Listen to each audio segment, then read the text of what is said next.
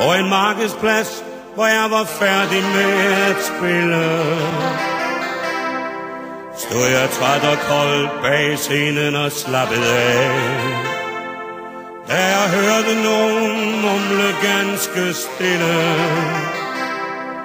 og en mand med en lille hund så på mig og sagde: hej du spillemand, vil du sige mig med det samme? Og vær ærlig, for jeg mener, hvad er det du? Når vor Herre slukker livets flamme, og man skal forlade denne jord, må man tage hunden med sig ind i himlen. Den er sød, og den er værd, min bedste ven.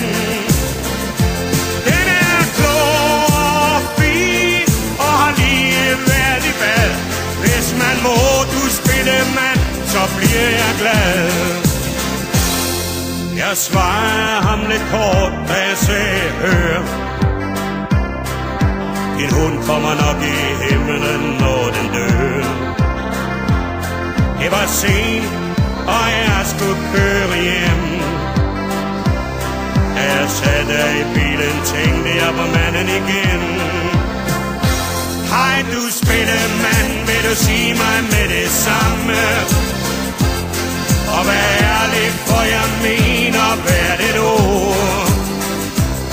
Når vor Herre slukker livets flamme, og man skal forlade denne jord, må man tage hunden med sig ind i himlen.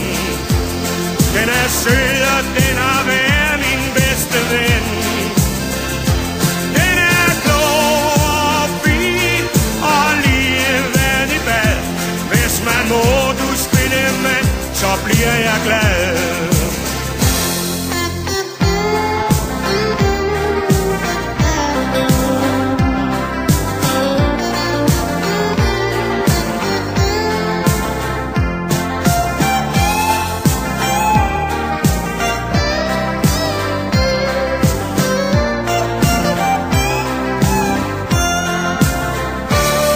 For ham var sagen jo så vigtig, at han fortjente få et ærligt svar.